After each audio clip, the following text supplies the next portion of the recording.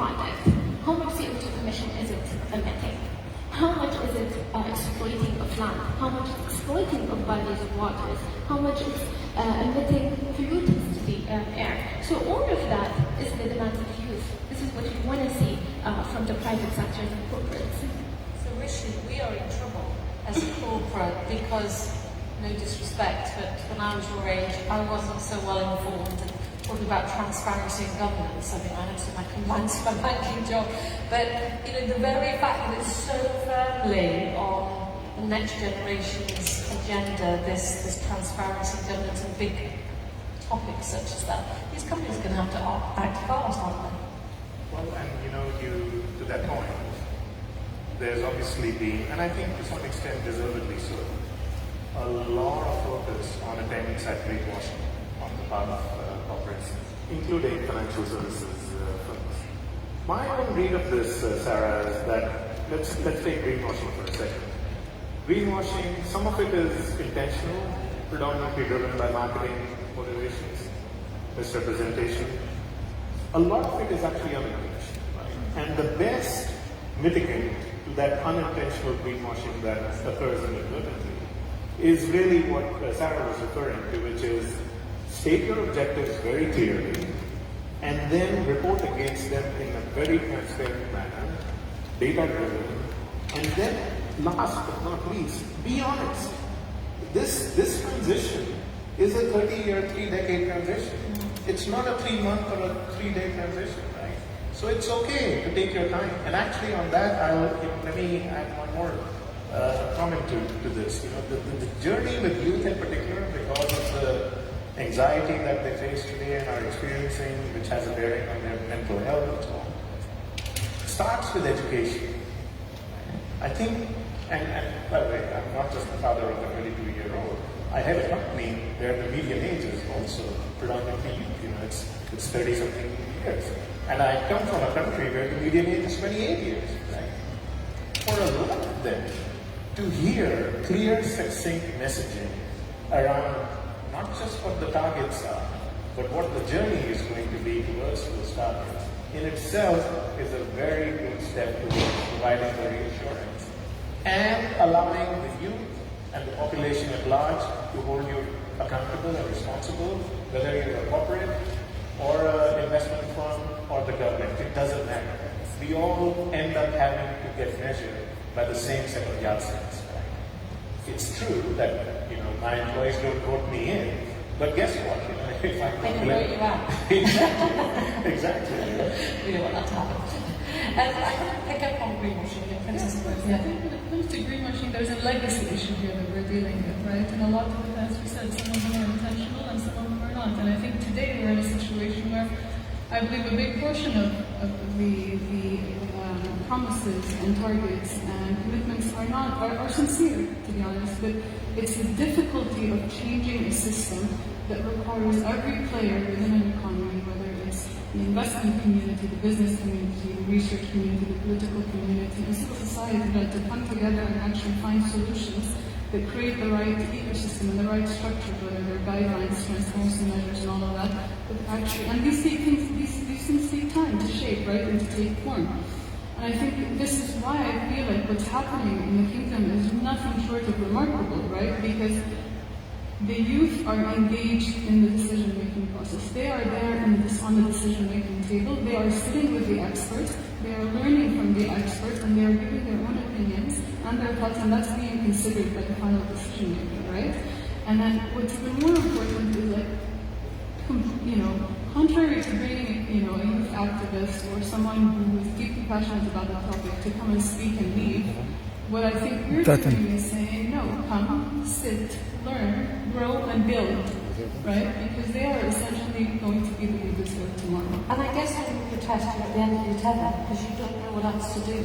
Because you're frustrated and you don't want, exactly. Yeah, and if you tried, and maybe they looked at maybe you can try harder, you didn't know where to try, how to try, and maybe that's part of the education. Exactly, engaging them is the first part, education and engagement, talking to them, having these conversations. The more you engage people, the more knowledge creation you share, the more solutions you can find, and the better conversations you can have with society. And I just kind of want to ask the audience, I mean, do you think it's a good idea, and how long does it take us to get to the calories, fat, green, red on the back of our packets of food? Would you be happy, would you want to see a similar sort of thing for the environmental impact? Yep, 2 hands from this gentleman. Is that something you think that we should start to see out there on the back of a packet, rather than we see organic or this, that and the next thing? Yeah, so a lot of you, so we can make the proper decisions and not be hoodwinked. Like I said, Sarah, your scope 3 is my scope 1 and 2. My scope 3 is, and so on. It goes all the way back to supply chain. It's probably one of the most appropriate mechanisms to ensure accountability and responsibility. Really, the greenwashing discussion is what I'm afraid of is the greenwashing honestly, where corporates are afraid to talk about their carbon emissions, and they're not comfortable to talk about what are they doing in terms of the environment, because they are exploiting the environment, and they're leaving a harmful substance to the environment that are impacting people on planet. I think what we need to see is, as we talked about effective engagement of youth on all levels, is private sector allowing the communities to be involved and looking at representation of youth and women in consultations, in boardrooms, where we really engage the community as part of our decision making, where we're not afraid to say, okay, we're harming the environment, but how can we look into ways that can take us away and transition beyond that in this greenwashing phenomenon that we're seeing today. So it strikes me we need to have somebody like you have a compliance officer, right? A very important person in finance, an environmental compliance officer in the middle. And how many boards have got the people that they sell to on the boards representing the people they sell to?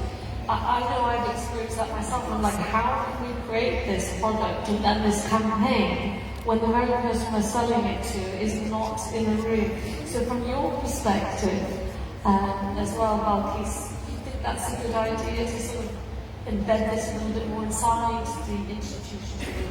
Yeah, I think that we can take maybe from the sustainability report, as Sarah said, that we need to know how much are the emissions from each company. We can use, we can get this information from the sustainability report. We can enhance or try to push the private sector to publish more information about that. And also we can, as the gap, as I was mentioning before, we can fill this gap by by building a communication system between the two sectors, the scientific sectors and the private sector. I do think that we need to see more environmental representatives inside the institutions. It's like the science communicator. Some people are scientists, they communicate with the community to try to translate the science and make it simple to the community. So we can have something like that. It's like an environmental police or something like that inside each institution that can report and check and follow up on each company and each operations. Yeah, I think you obviously kind of need more cooperation inside, don't you? For instance, if I bring in on this, the fact that it's all too segregated at the moment, and we get stuck on train tracks. You run a company a certain way, you're doing certain things. I mean, you obviously need to rip some of it up by the roots and say, you don't have to be under 30 to be on our board. You just need to be representative, not a baby, but representative of who we're selling these products to. The mothers, the younger generation, and being held accountable. No, I absolutely agree, and I think, as you said, there's so much dissonance, and I think in the end it goes back to the integrity of the information, right? If you're looking at standards, you can always slap a sticker on something, but what is the integrity of that data? What is the integrity of the information that's actually creating that sticker there? So I think that's something that's very important. If we're coming to the fact that we have youth on boards and things, and I think this is happening as we speak, right? Because their perspectives, they talk to their friends, they talk to their parents, and they have a very different perspectives from corporate boards, right?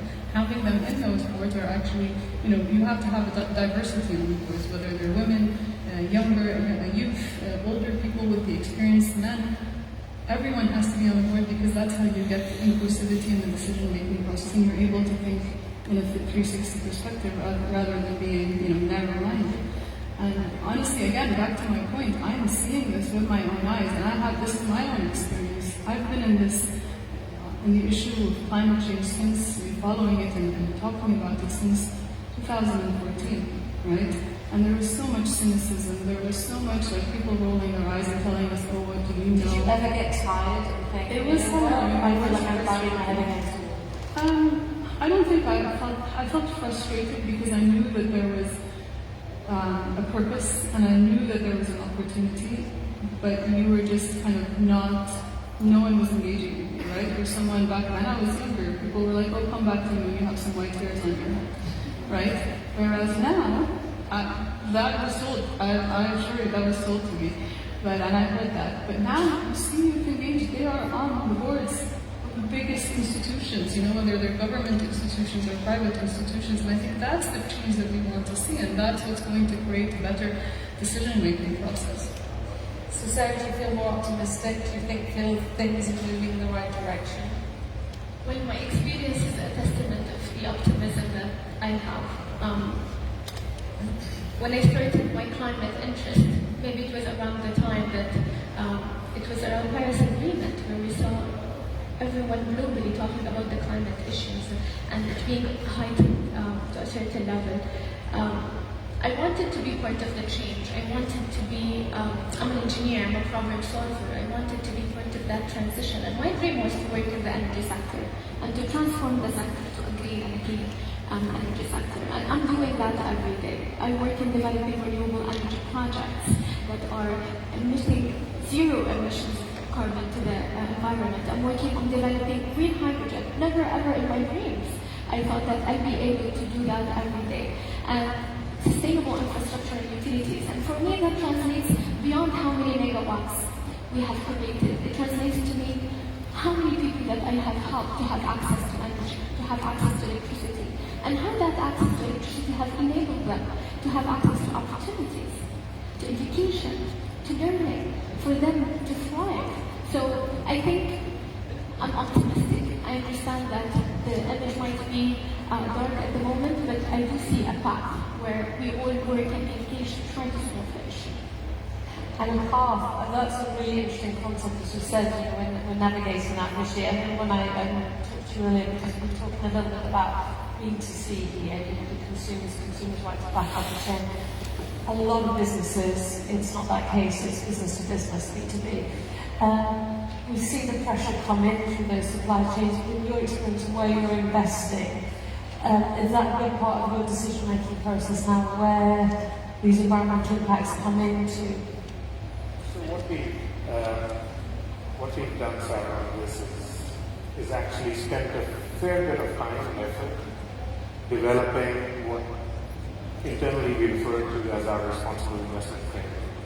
And it's really premised around three key pillars: responsible employment, responsible operations, and responsible commitment to the community that we operate in, including the environment.